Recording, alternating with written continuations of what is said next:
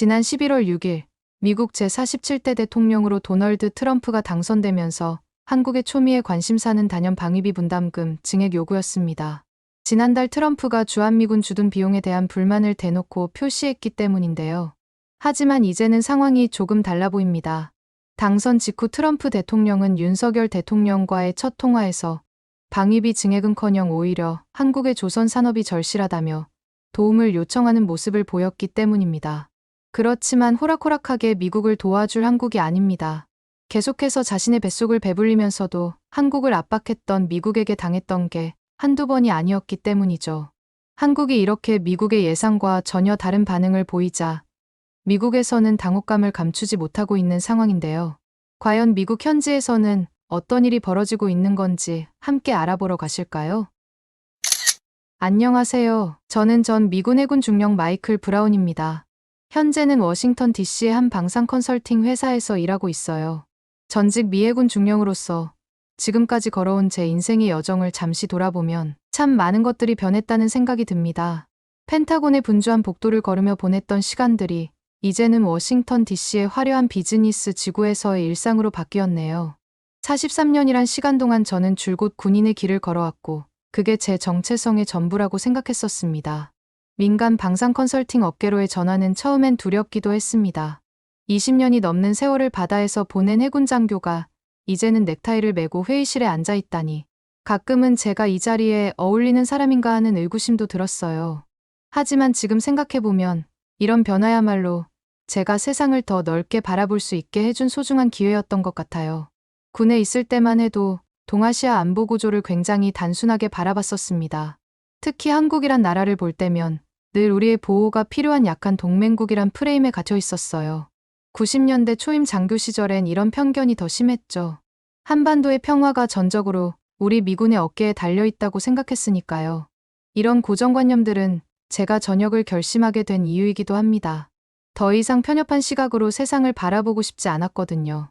방산 컨설턴트로서 저는 이제 군사력을 단순한 무력이 아닌 국가 간의 복잡한 협력 관계 속에서 바라보게 됐습니다. 특히 한국과 관련된 프로젝트를 맡으면서 제 시각은 더욱 크게 바뀌었습니다. 얼마 전 서울 방문은 제게 특별한 의미가 있었어요.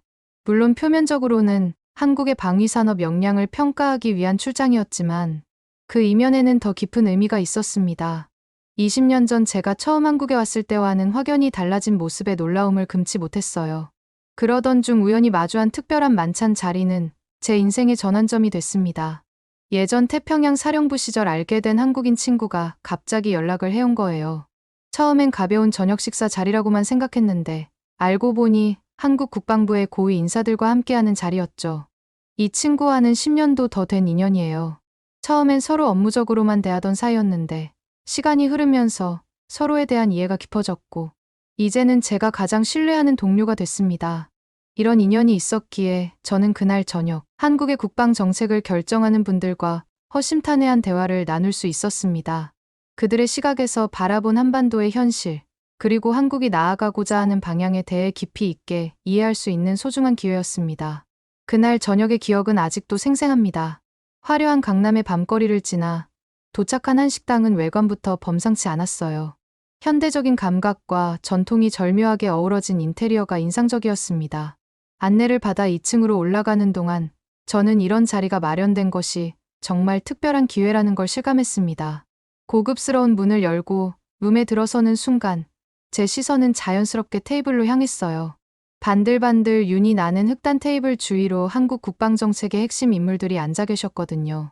TV나 신문에서만 보던 얼굴들을 실제로 마주하니 마음이 조금 떨리더군요. 그중에는 최근 한국의 차세대 전투기 사업을 총괄하시는 분도 계셨고 방위산업 진흥을 이끄시는 분도 계셨습니다. 처음에는 다들 조금 어색해하셨어요. 서로 명함을 주고받으며 형식적인 인사를 나누었습니다. 하지만 시간이 흐르면서 분위기가 달라지기 시작하더군요. 특히 다들 소주를 한 잔씩 마시고 나서부터는 확실히 달라졌어요. 평소에는 볼 수 없는 고위 관료들의 솔직한 모습을 볼 수 있었습니다. 누군가 구워주는 삼겹살 한 점에 소주 한 잔을 기울이면서 우리는 점점 더 허물없는 대화를 나누게 됐습니다. 식사가 무르익어갈 무렵 대화는 자연스럽게 한미 동맹의 현재와 미래로 흘러갔어요. 최근 미국이 요구한 방위비 분담금 증액 문제가 화두로 떠올랐죠. 이때 테이블 건너편에 계시던 한 관료분이 조용히 입을 여셨는데 그분의 말씀이 제 귀에 깊이 박혔습니다. 그분은 술잔을 돌리시면서 한국의 국방기술 발전에 대해 이야기하셨어요. 그동안 한국이 이뤄낸 국방과학기술의 발전과 앞으로 나아갈 방향에 대해서요. 그분의 설명을 들을수록 제 고정관념이 얼마나 낡은 것이었는지 깨달았습니다. 대화 속에서 전해지는 자신감은 묵직함 그 자체였어요. 과하지도 모자라지도 않은 정확히 제 자리를 알고 있는 그런 종류의 자부심이었습니다. 그분이 언급하신 숫자들은 더욱 놀라웠습니다. 한국의 방산 수출 실적이 지난해 170억 달러를 넘어섰다는 소식이었어요. 제가 태평양 사령부에서 근무하던 10년 전만 해도 고작 20억 달러 수준이었던 것과 비교하면 말 그대로 폭발적인 성장이었습니다. 더구나 최근 UAE와 폴란드에서 성사된 대규모 수출 계약은 세계 방산 시장에서 한국의 위상이 어떻게 바뀌었는지 여실히 보여주는 사례였습니다. 저는 이런 성과들이 어떻게 가능했는지 진심으로 궁금했어요. 그분은 차근차근 설명해 주셨죠. 80년대부터 시작된 국방과학연구소의 꾸준한 연구개발, 90년대의 과감한 투자, 2000년대 이후 축적된 실전 경험까지 이 모든 것들이 한데 어우러져 지금의 결실을 맺게 된 거라고요. 대화가 이어질수록 저는 더욱 깊은 감명을 받았습니다. 한국의 방위산업이 이제는 단순한 무기 생산을 넘어 첨단 기술의 집약체로 발전했다는 사실이 특히 인상적이었어요. K9 자주포의 이야기가 나왔을 때는 정말 놀랐습니다. 나토 회원국들이 앞다투어 도입을 검토하고 있다는 소식이었거든요. 개인적으로 가장 흥미로웠던 건 잠수함 이야기였습니다. 제가 해군에 있을 때 가장 자부심을 느꼈던 분야가 바로 잠수함이었거든요. 미 해군의 잠수함 전력이 세계 최강이라 자부했는데 이제 한국도 3,000톤급 잠수함을 자체 설계해 건조할 수 있다니 정말 놀랍더군요. 사실 잠수함 기술의 중요성은 아무리 강조해도 지나치지 않습니다. 핵추진 잠수함은 차치하더라도 재래식 잠수함을 자체 제작할 수 있는 나라는 전 세계에서 손가락으로 꼽을 정도거든요. 그만큼 고도의 기술력과 풍부한 경험, 그리고 완벽한 품질 관리가 필요한 분야니까요. 한국이 이 정도 수준에 도달했다는 건 방산 강국으로서의 입지가 확고해졌다는 뜻이기도 합니다. 서울의 밤거리를 달려 호텔로 돌아온 후에도 저는 쉽사리 잠들 수 없었습니다. 창밖으로 보이는 도시의 불빛들이 마치 한국의 눈부신 발전을 상징하는 것만 같았어요. 침대에 누워 천장을 바라보며 오늘 들었던 이야기들을 하나하나 되새겨보았죠. 평소라면 장시간의 비행과 미팅으로 지쳐 곧바로 잠들었을 텐데 이상하게도 그날은 정신이 맑더군요. 20년 전 제가 처음 한국에 왔을 때가 떠올랐습니다. 그때만 해도 우리는 한국군을 어린아이 정도로 여겼어요. 매년 실시되는 연합훈련에서도 우리가 주도하고 한국군은 따라오는 구도였죠. 그들의 능력이나 기술력을 제대로 평가해 본 적도 없었어요. 솔직히 말씀드리면 그럴 필요성조차 느끼지 못했던 것 같습니다. 그런데 지금의 한국은 완전히 달라져 있었어요. 특히 조선 산업 분야에서의 변화는 충격적이었습니다.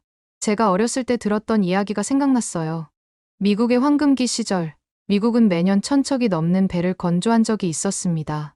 필라델피아, 뉴포트 뉴스, 브루클린 등 전국의 조선소들이 활기로 가득했죠. 그때만 해도 우리는 세계 최고의 조선 강국이었습니다. 하지만 현실은 완전히 달라져 있었어요. 지금 미국의 조선 능력이라곤 겨우 5개의 조선소에서 1년에 10척 정도의 배를 만드는 게 전부입니다.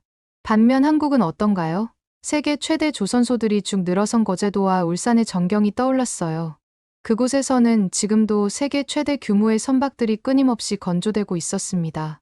전 세계 선박 수주 순위에서도 한국의 조선소들이 1위부터 4위까지를 모두 차지하고 있었습니다.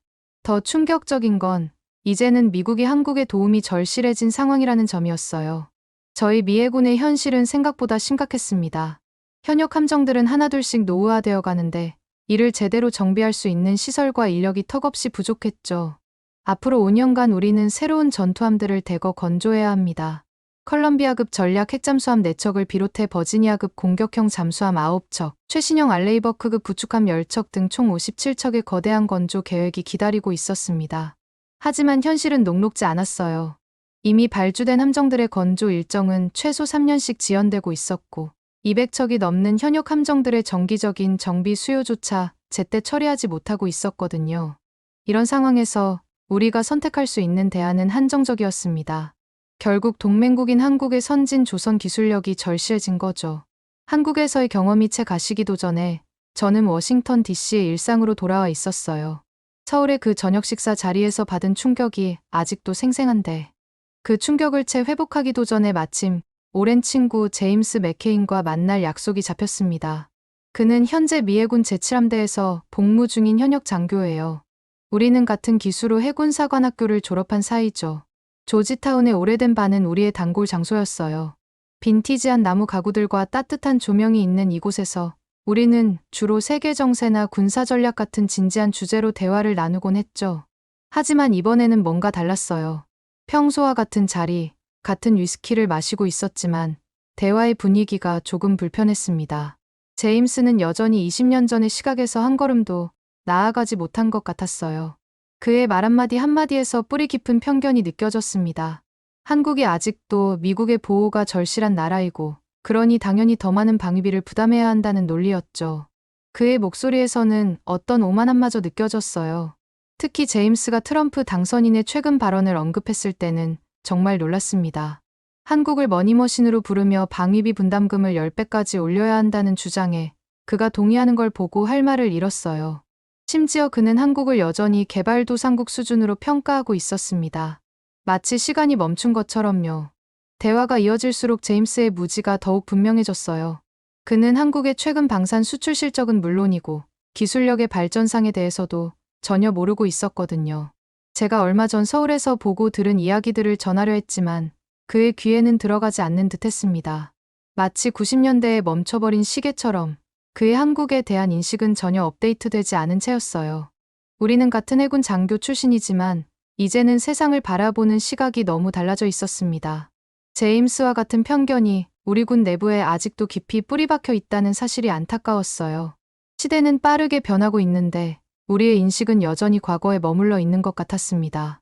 바의 조용한 분위기 속에서 저는 제 잔을 천천히 돌리며 제임스에게 현실을 설명하기 시작했습니다. 그의 무지가 안타까웠지만 동시에 이해가 되기도 했어요. 워싱턴의 관료들은 때로 너무 자신들만의 세계에 갇혀 있거든요. 먼저 한국의 최근 방산 수출 성과에 대해 이야기했습니다. 폴란드와 UAE에 성사된 대규모 계약들은 세계 방산 시장의 판도를 완전히 바꿔놓았다고요. 특히 캐나다의 사례는 정말 흥미로웠어요. 600억 달러 규모의 잠수함 12척 도입을 검토하고 있다는 소식이었습니다. 제임스의 눈이 휘둥그레졌어요. 영국의 오랜 동맹국이자 영연방 국가인 캐나다가 유럽이 아닌 한국의 기술을 선택하려 한다는 사실이 그에겐 충격적이었나 봅니다. 바텐더가 새로운 잔을 가져다 주는 동안 저는 한국의 미사일 기술에 대해 설명을 이어갔어요. 현무이 씨의 성능은 정말 놀라운 수준이었습니다. 1000km의 사거리의 공산 오차가 고작 10m라니요. 제가 미사일 전문가는 아니지만 20년 넘게 군에 있었던 사람으로서 이 정도의 정확도가 얼마나 대단한 것인지 잘 알고 있었습니다. 미국의 자랑이었던 퍼싱이 미사일과 비교해도 전혀 뒤지지 않는 수준이었으니까요. 더구나 한국은 최근 SLBM 시험 발사에도 성공했다고 말했어요. 제임스의 표정이 다시 한번 바뀌었습니다. 전 세계에서 단 6개국만이 보유한 기술을 한국이 7번째로 확보했다는 사실이 그를 놀라게 한 것 같았어요. 화제는 자연스럽게 중국으로 넘어갔습니다. 시진핑 체제 이후 중국의 군사력 증강 속도는 가히 충격적이었어요. 9년 만에 100만 톤이 넘는 군함을 건조했고 이미 함정수에서는 미 해군을 추월했다고 설명했죠.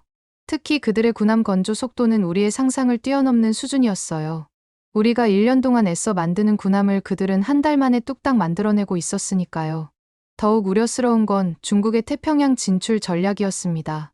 솔로몬 제도와의 안보협정 체결은 우리의 예상을 뛰어넘는 것이었어요. 군사기지 건설까지 추진하고 있다는 소식에 제임스도 심각한 표정을 지었습니다. 인도 태평양 지역의 전략적 지형이 빠르게 변화하고 있다는 걸 그도 실감한 것 같았어요. 중국의 최신 군사력 과시도 언급했습니다.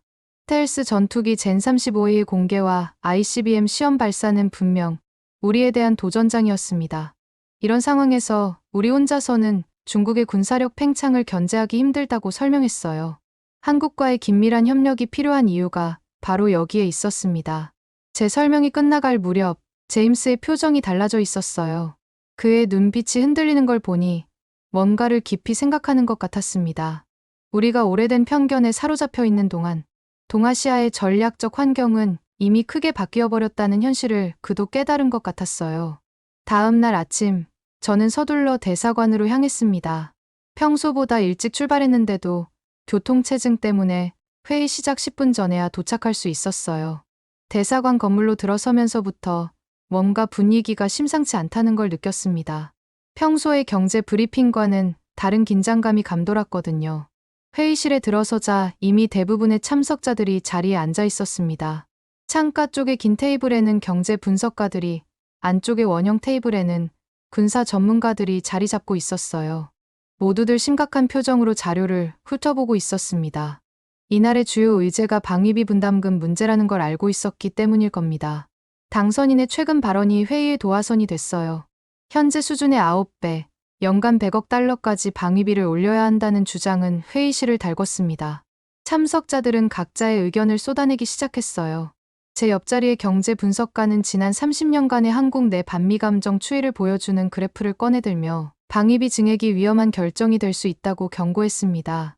반대편에 앉은 중년의 전문가는 북한의 최근 미사일 발사 기록을 언급하며 한국이 여전히 미국의 보호가 필요하다고 주장했어요. 그의 목소리에는 어떤 우월감 같은 것이 묻어 있었습니다. 회의장의 분위기가 점점 달아오르고 있었습니다. 특히 논쟁이 절정에 달한 건 한 분석가의 도발적인 발언 때문이었어요. 한국은 우리의 안보 우산 없이는 살아남을 수 없다는 말이 나오자 회의실이 술렁이기 시작했습니다. 창가에서 들어오는 햇살마저도 갑자기 따갑게 느껴지더군요. 더 충격적인 발언도 이어졌습니다. 회의실 뒤편에서 한 참석자가 우리 덕분에 한국이 여기까지 온 거니까 이제는 그 대가를 치러야 한다고 말했어요. 마치 지난 70년의 한미동맹이 자선 사업이라도 되는 양 말이죠. 이건 완전히 잘못된 시각이라고 생각합니다. 한미동맹은 늘 호혜적인 관계였고 양국 모두에게 이익이 되는 파트너십이었으니까요. 특히 군사 전문가들의 발언을 들으며 깊은 한숨이 나왔습니다. 그들은 마치 시간이 멈춘 것처럼 70년대, 80년대의 한국을 기준으로 이야기하고 있었어요. 노트북 화면에 떠있는 오래된 통계 자료들을 보며 더는 참을 수가 없었습니다. 결국 저는 자리에서 천천히 일어났어요. 이제는 누군가 한국의 현재 모습을 제대로 설명해야 할 때라고 생각했거든요. 회의실의 모든 시선이 저를 향했을 때 저는 침착하게 발표를 시작했습니다.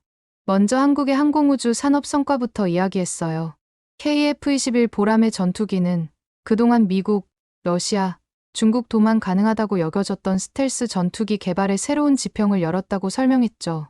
화면에 투영된 보람의 모습을 보며 일부 참석자들의 표정이 묘하게 변하는 걸 볼 수 있었어요. 특히 이 전투기가 F-35의 대체제로 거론된다는 점을 언급했을 때는 회의실 뒤쪽에서 술렁임이 일었습니다. 미사일 기술 분야로 화제를 옮겼어요. LIGX-1이 개발한 비공 미사일의 우수성을 설명하면서 제가 직접 목격했던 시험 발사 장면을 생생하게 전달했습니다.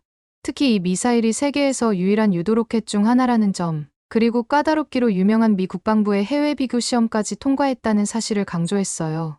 이 대목에서 군사 전문가들의 표정이 긴장된 듯했습니다. 잠수함 기술에 대한 이야기를 할 때는 제 군생활 경험을 바탕으로 설명했어요.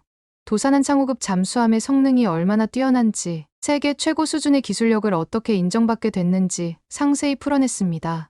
핵추진 잠수함 개발 가능성까지 언급하자 회의실이 술렁이기 시작했어요. 세종대왕급 구축함 이야기를 시작하자 분위기가 더욱 달라졌습니다. CNN이 세계 최고의 함정이라고 극찬했다는 사실을 언급하며 이 배가 완전히 한국의 기술력으로 만들어졌다는 점을 강조했어요. 이지스 전투체계의 성능과 탄도미사일 방어 능력을 설명할 때는 제 목소리에 자연스레 힘이 들어갔습니다. 특히 레이더 시스템과 통합 전투체계의 우수성을 설명할 때는 구체적인 데이터를 제시했어요.